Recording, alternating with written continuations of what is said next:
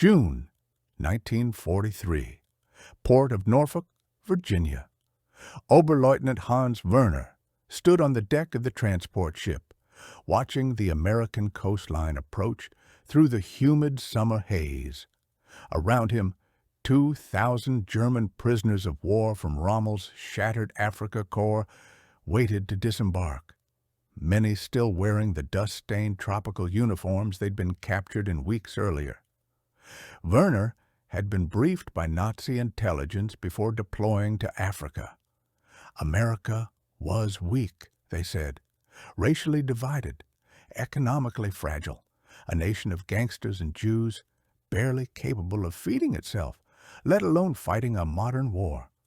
German propaganda had shown them images of breadlines from the Depression, race riots, industrial decay. The Americans were soft, undisciplined, playing at war while Germany fought for survival. As the ship approached the dock, Werner stared at the Norfolk skyline. Even from miles offshore, he could see something that made no sense. The city was fully illuminated, every building, every street, blazing with electric lights in broad daylight. In Germany, cities had been under blackout for 4 years. Here, the Americans were wasting electricity like it was infinite. "It's propaganda," muttered a sergeant next to Werner. "They lit up the dock area to impress us." "Wait until we get inland. We'll see the real America, the poverty, the weakness they're hiding." Within 3 months, Hans Werner would write in his secret diary, "Everything they told us was a lie. We haven't been defeated by an army. We've been defeated by a civilization so far ahead of ours that comparison is meaningless. We are cavemen who picked a fight with gods." This is the story of how 371,683 German prisoners of war came to America expecting to find weakness and instead discovered why their defeat was inevitable. How men indoctrinated since childhood in Nazi ideology had that ideology shattered not by propaganda or re-education, but by simply seeing American abundance with their own eyes. And how America's greatest victory in World War II wasn't won on any battlefield, but in the minds of enemies who became witnesses to a truth they couldn't deny. The first German POWs arrived in America in 1943 after the collapse of German forces in North Africa. These were Rommel's Afrika Korps veterans, hardened soldiers who had fought the British to a standstill, professional warriors who considered themselves militarily superior to any American unit. They had been captured not because American soldiers were better, they told themselves, but because American material superiority was overwhelming. They expected prison camps to be brutal. Nazi propaganda had portrayed American treatment of prisoners as barbaric. They expected to be worked to death, starved, possibly executed. Instead, they were processed through reception centers where they received medical examinations, dental care, new clothing, and 3 meals a day that contained more meat than they'd seen in months of combat. Obergefreiter Georg Gärtner, captured in Tunisia, later recalled his processing at Camp Gruber, Oklahoma. "They gave us a medical exam more thorough than any I'd received in the Wehrmacht. The doctor spent 20 minutes examining me, treated an infected wound I'd been ignoring, gave me antibiotics. Then they took us to the mess hall. I thought it was propaganda, a special meal to show us for some purpose. Steak, potatoes, vegetables, bread, butter, milk, coffee, and pie for dessert. I ate until I was sick. Then I learned this was standard. Every day, 3 meals like this. I had eaten better in 1 day as an American prisoner than in the last month of fighting for Germany." The train journey from coastal reception centers to permanent camps in the interior, provided German prisoners their first real glimpse of America. They traveled in standard passenger cars, not cattle cars. They looked out windows at a landscape that made no sense to European eyes. The farms were incomprehensible. In Germany, a large farm might be 50 hectares, about 125 acres. Farmers worked their land with draft animals, hand tools, limited mechanization. German agriculture had been in crisis for years, unable to feed the nation even before the war. The German POWs watched from their train windows as farm after farm stretched past, each one larger than entire German villages. Vast wheat fields that disappeared to the horizon, cornfields measured in square miles. And the machinery? Massive tractors pulling equipment that could harvest in a day what took German farmers weeks. Everything was mechanized, industrialized, operating on a scale that seemed impossible. Lieutenant Heinrich Matthias kept a detailed diary of his journey from Norfolk to Camp Trinidad, Colorado. We have been traveling for 2 days and have not left farmland. Every farm has a truck, often multiple trucks, tractors everywhere, silos that could hold the grain production of an entire German district. We passed something the guards called a small family farm. It was larger than the estate my grandfather managed, which was considered substantial in Prussia. One family, working land, that would require 200 German farmers. I am beginning to understand why we lost. The permanent POW camps themselves delivered another psychological shock. Over 500 camps were established across America, most in rural areas. They weren't concentration camps or punishment facilities. They were functional communities with barracks, recreation facilities, canteens, libraries, and workshops. Camp life followed Geneva Convention guidelines strictly. Prisoners worked in agriculture or non-military industries, earning 80 cents per day in camp scrip they could spend at canteens stocked with goods German civilians hadn't seen in years. Cigarettes, candy, coffee, soap, razor blades, luxuries that had vanished from German stores were available to prisoners in American camps.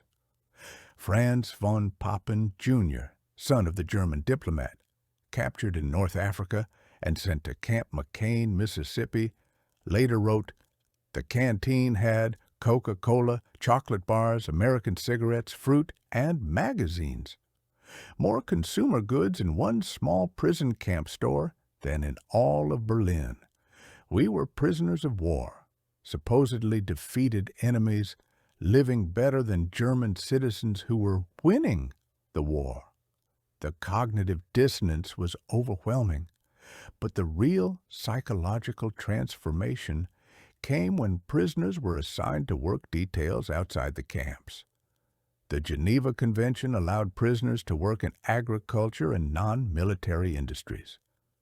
American farmers, desperate for labor as farmhands joined the military, eagerly hired German POW work crews. This is where Nazi ideology collided with undeniable reality. German prisoners were assigned to harvest wheat in Kansas, pick cotton in Texas, work orchards in California, cut timber in Oregon. They lived and worked alongside American farmers who they'd been told were primitive and backward. Instead, they found Americans living in ways German aristocrats could only dream of. Gefreiter Otto Behrens, assigned to a farming operation near Garden City, Kansas, recorded his shock in letters that were intercepted and cataloged by censors. "The farmer I work for owns 2,000 acres, just him and his son, with hired help during harvest. He has 6 tractors, 3 trucks, 2 automobiles, and equipment I cannot name. His house has electric power, indoor plumbing, a refrigerator, a radio, a telephone. He complains about government rationing, but his family eats better than German officers. His children drink fresh milk every day, fresh milk during wartime. His wife cans hundreds of jars of vegetables from their garden for winter. They have a freezer full of meat. These are simple farmers, yet they live like nobility. What have we been told? What were we fighting for? The evidence of American industrial capacity was even more devastating to German assumptions. Prisoners working at railroad yards, seeing endless trains carrying tanks, trucks, artillery pieces, aircraft parts. POWs assigned to work near factories, watching B-24 bombers being completed at Willow Run at a rate of 1 per hour. German intelligence had told them American production figures were propaganda. Now they were seeing it firsthand. A group of Luftwaffe prisoners assigned to work at a factory near Detroit got a tour of an automotive plant that had converted to military production. Their military intelligence officer, fluent in English, was allowed to accompany them. His report, smuggled back to Germany through Red Cross channels and intercepted by Allied intelligence, was damning. We have been deceived about America's industrial capacity. I witnessed a single factory producing more trucks in one day than all German factories produce in a week. The production line moved with mechanical precision. Workers, many of them women, assembled vehicles with practiced efficiency. The factory operated 24 hours daily in 3 shifts. They are producing 500 trucks per day at this one facility, and the foreman casually mentioned there are 6 identical factories. The Americans are not straining to produce this volume. This is routine for them. Germany cannot win a material war against this nation. It is impossible. The psychological impact on German POWs was profound and measurable. Camp censors, who read all prisoner mail, documented the evolution in prisoner attitudes. Early letters from 1943 contained Nazi slogans, expressions of continued loyalty to Hitler, confidence in eventual German victory. By 1944, the tone had shifted dramatically. Prisoners stopped talking about winning the war and started asking questions. How could Germany compete with a nation this wealthy? Why had they been told America was weak when the evidence showed overwhelming strength? If the Nazis had lied about America, what else had they lied about? The racial theories that formed the core of Nazi ideology crumbled when confronted with American diversity. German prisoners worked alongside African Americans, Mexican Americans, Asian Americans. They saw these inferior races operating complex machinery, managing farms, living in their own homes. The Nazi racial hierarchy made no sense when the subhumans were clearly thriving in ways superior Germans were not. Unteroffizier Wolfgang Dohr, a committed Nazi party member before his capture, worked on a farm owned by a Japanese-American family in California.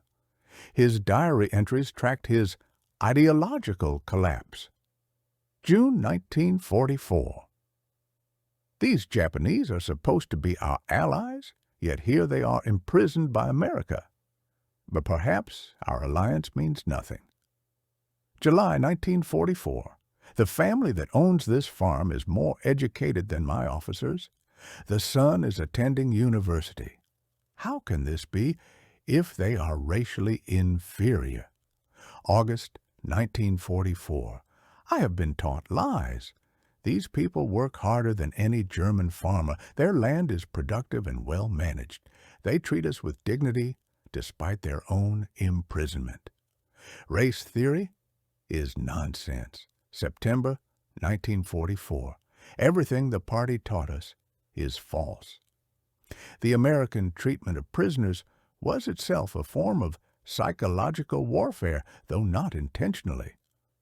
Americans simply applied their values consistently. Prisoners were enemies, yes, but they were human beings entitled to decent treatment.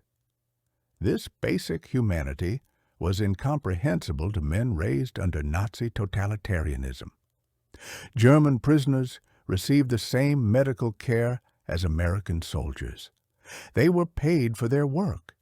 They could file complaints if mistreated. They had access to courts if their rights were violated. They could practice their religion freely. This wasn't propaganda. It was simply how America operated. A Lutheran pastor, Oberleutnant Martin Niemöller, not the famous one but a namesake, assigned to Camp Alva, Oklahoma, wrote to his family, "We attend church services with American guards. We pray together. Yesterday, an American officer apologized to me for harsh words spoken during an argument. Apologized to a prisoner. In Germany, a superior would never apologize to a subordinate, let alone to an enemy. These people operate under principles we cannot comprehend. They believe in human dignity even for their enemies. This is not weakness. This is strength we never understood."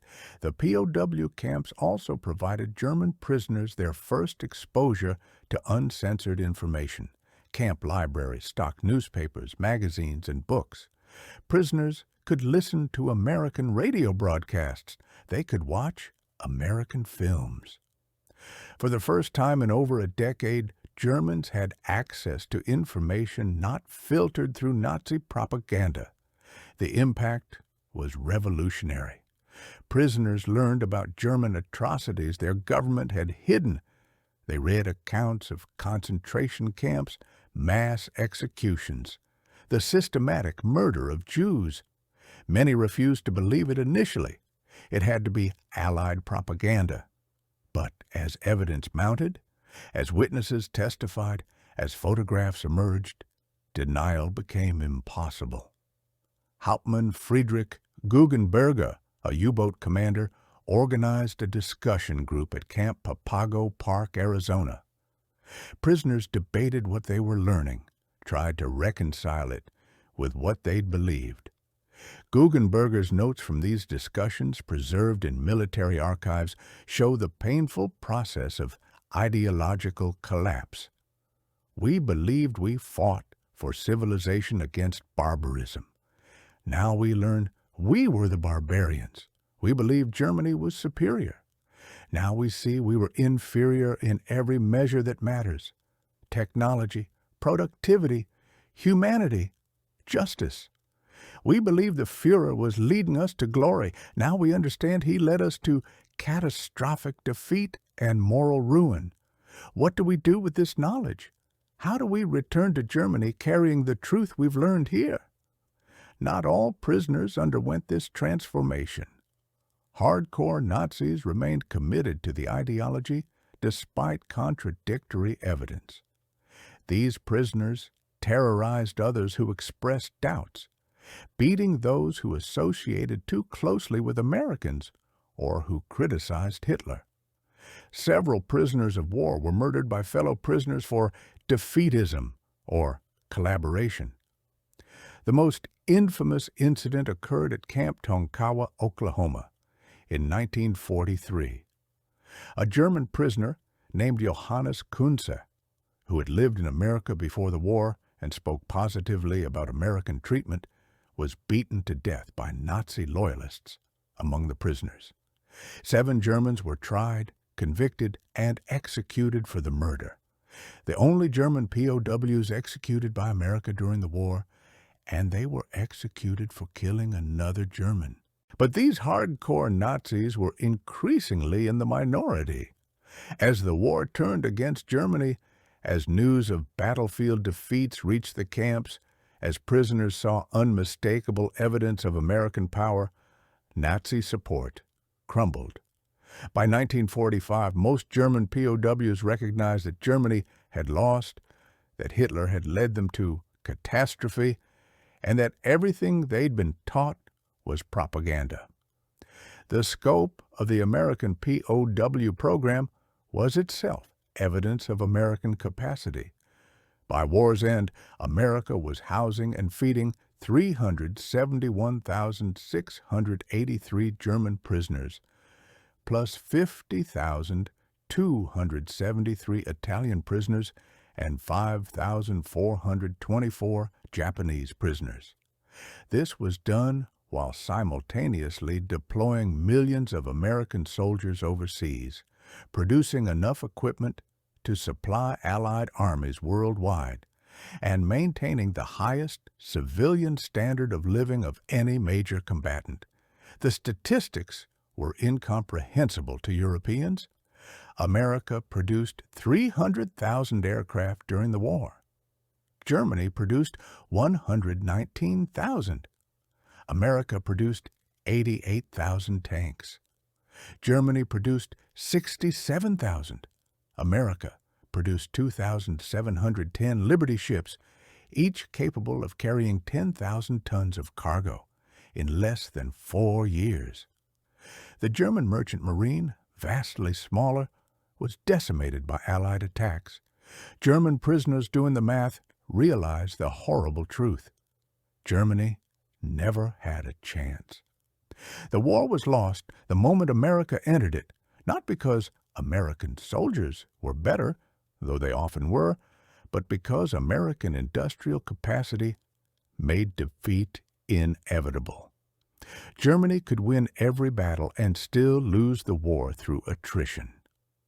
As the war ended and prisoners prepared for repatriation, the American military implemented formal re-education programs.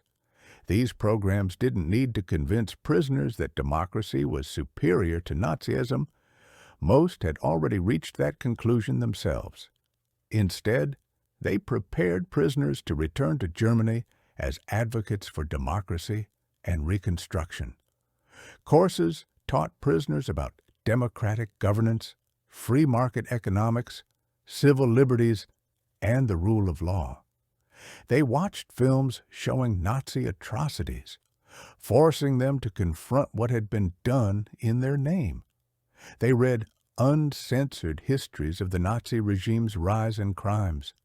For many, this formal education simply confirmed what they'd already concluded from personal observation. Germany had followed a madman into catastrophe. The repatriation process began in 1945 and continued through 1946. Prisoners returned to a Germany that was physically destroyed, economically ruined, and psychologically shattered. They found their cities in rubble, their families scattered or dead, their nation occupied and divided. They had lived for years in American abundance. Now they returned to German desolation, but they also returned with knowledge and experience that would prove invaluable. Former POWs who had learned English in American camps became translators for occupation forces. Those who had worked on American farms brought back agricultural techniques. Those who had worked in American industries understood American business practices.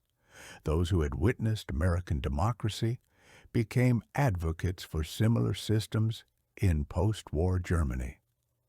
The most successful example was Konrad Adenauer's government in West Germany, which included several former POWs in important positions.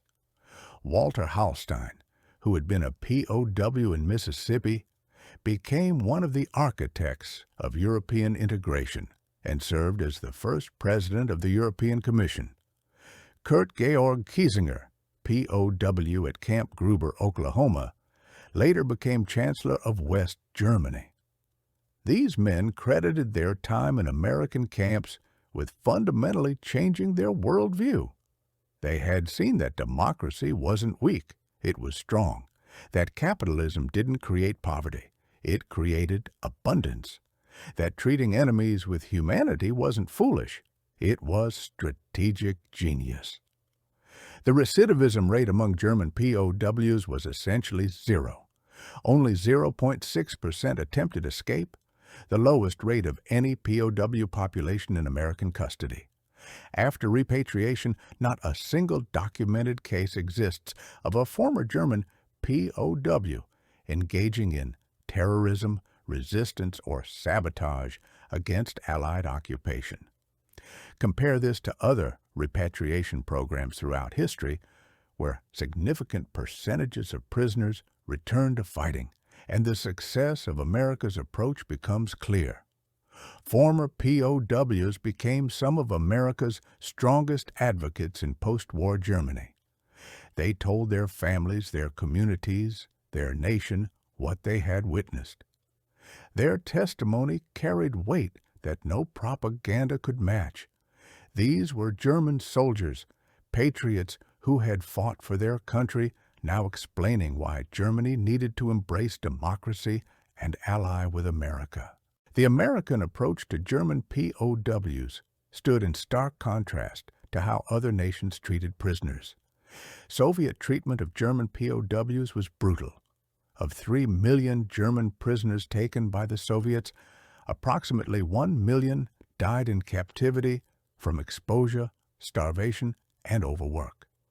Those who survived returned to Germany as broken men, traumatized, and embittered. German treatment of Soviet POWs was even worse. Systematic starvation killed over 3 million Soviet prisoners. America's decision to treat German POWs humanely wasn't based on naive idealism. It was strategic calculation. American leaders understood that Germany would need to be rebuilt after the war, that former enemies would need to become allies in any post-war order. Treating German soldiers with dignity created goodwill that would pay dividends for decades. The program wasn't perfect. There were incidents of abuse, instances where American guards mistreated prisoners or where camp conditions fell below standards. These incidents were investigated and punished. The very fact that America held its own personnel accountable for mistreating prisoners impressed German POWs who came from a system where brutality was expected and celebrated. At the German War, Graves Commission Cemetery in Fort Sam, Houston, Texas, 162 German POWs who died in American custody are buried. They died from illness, accidents, or in the few cases of violence, from other prisoners. Each grave is maintained, each name recorded. American veterans groups place flowers on these graves on Memorial Day, honoring them as soldiers despite having been enemies. A plaque at the cemetery contains a quote from Hans Werner, the Oberleutnant who arrived in Norfolk in 1943, expecting to find weakness. "We came as enemies, we stayed as students, we left as advocates. America defeated us, not with brutality, but with abundance, not with propaganda, but with truth, not with hatred, but with humanity." We returned to Germany carrying the most powerful weapon, the knowledge that there was a better way. America's greatest victory was not won on battlefields, but in our minds. The German POW program remains one of history's most successful examples of converting enemies into allies. It worked not through coercion or indoctrination, but through simply allowing German soldiers to witness American reality. The abundance they saw, the freedom they experienced, the humanity they received, these things could not be dismissed as propaganda because they were tangible, visible, undeniable. When German prisoners watched American factories produce B-24 bombers at rates that defied comprehension, they understood why Germany lost. When they worked on farms larger than German provinces, operated by single families with modern equipment, they understood why American soldiers were well fed while German soldiers starved. When they received medical care equal to what was given American soldiers, They understood that American values were fundamentally different from Nazi ideology. The transformation of 371,683 German POWs from enemies to advocates represented one of America's greatest strategic achievements of World War II. These men returned to Germany carrying truth that no propaganda could convey. They rebuilt their nation on democratic principles they had witnessed firsthand. They integrated Germany into the Western Alliance because they understood, better than any Germans who hadn't been prisoners, what that alliance represented. Hitler had promised Germans a 1,000-year Reich built on racial superiority and military might. What arrived instead was defeat, occupation, and ruin. But from that ruin emerged a democratic Germany built by men who had learned in American POW camps that there was a better way. That lesson, taught not through lectures but through lived experience, proved more powerful than any weapon in winning the peace after winning the war. The German soldiers who arrived in America expecting propaganda left, having witnessed truth. They came believing in Nazi superiority and left understanding American strength. They arrived as indoctrinated fanatics and departed as convinced Democrats. And they returned to Germany to build the peaceful, prosperous, democratic nation that Hitler's Reich could never have become. America's greatest victory wasn't Normandy or the Battle of the Bulge. It was the victory won in the minds of enemies who became witnesses, then advocates, then allies. The victory won not by destroying German soldiers, but by showing them a better future. The victory that transformed the next war's enemies into this century's friends.